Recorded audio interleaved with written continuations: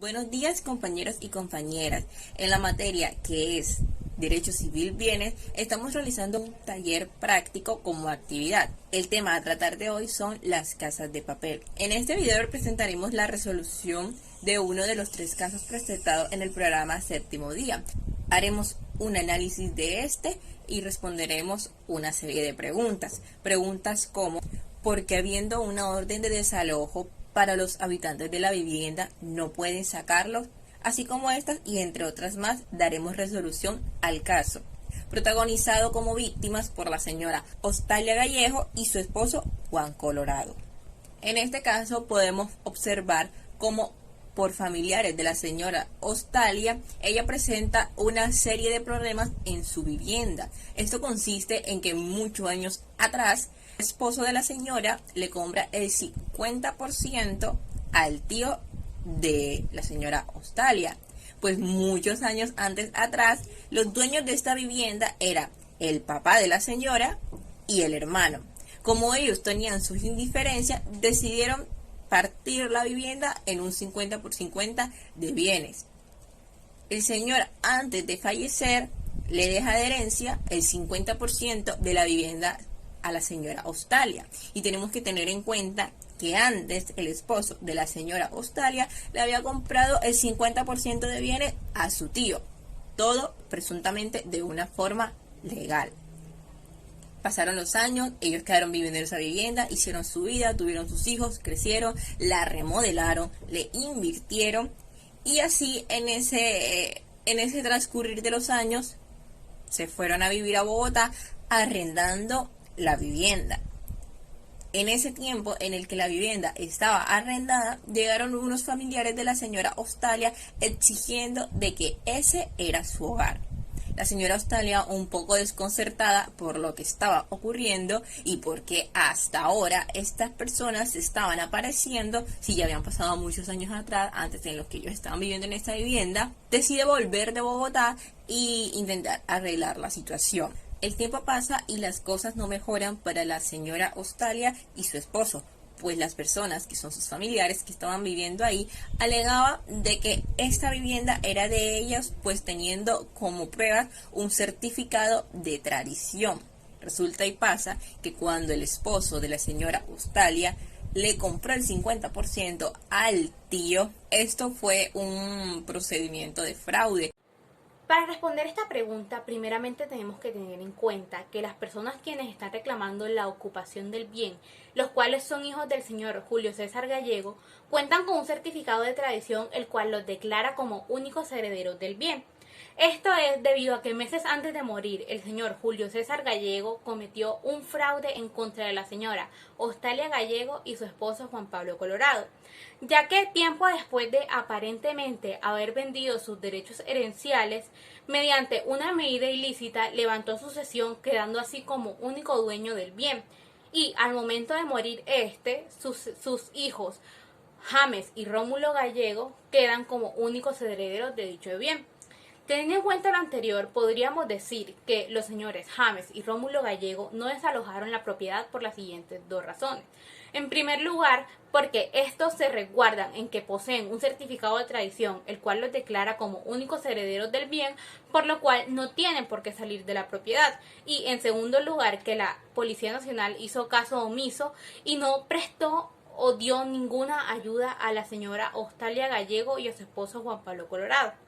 Cabe destacar también que los señores Ostalia Gallego y Juan Pablo Colorado no se encuentran viviendo en su propiedad debido a que están recibiendo amenazas de muerte por parte de los señores James y Rómulo Gallego, por lo que podría decirse que según el artículo 774 del Código Civil colombiano se está presentando una posesión clandestina y violenta.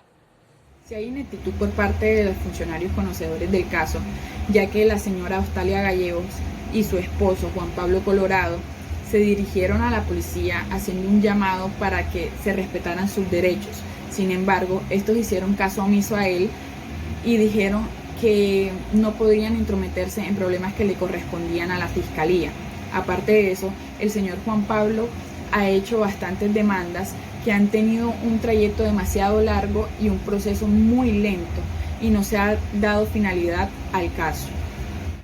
Con respecto a esta pregunta, debemos decir que la ley no ampara a los invasores ilegales. Simplemente las víctimas de estos casos lo sienten de esta manera, ya que se han presentado varias discrepancias por parte de las autoridades al momento de dar respuesta a sus respectivos casos. No se puede realizar la compraventa de un bien inmueble debiendo impuestos, ya que la notaría debe cerciorarse de que todo esté a paz y salvo.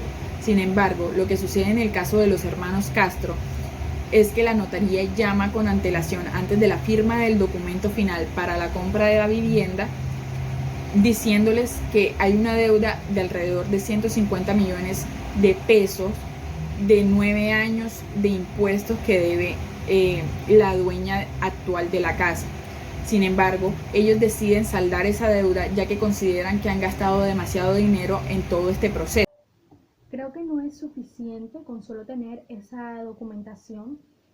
Pienso que sí, la justicia sí debería estar del lado de ellos después de haber hecho un análisis, después de haber hecho sus respectivas investigaciones acerca de estos documentos y de ese caso, y que verifiquen que esos documentos sí confirman que los demandantes son los dueños legales de esas viviendas. Entonces, luego ahí es cuando la justicia debe actuar y darles un apoyo y darles una pronta solución para su caso. La buena fe la ostentan las personas que compraron o invirtieron sus ahorros para obtener una vivienda digna y que ahora por motivos diferentes o repercusiones distintas se ven obligadas a visualizar como otras personas alegan ser amo y dueño de una propiedad que no le corresponde o simplemente no desean salir de la vivienda. Por lo tanto, como grupo tenemos la certeza de que la buena fe le corresponde a los compradores.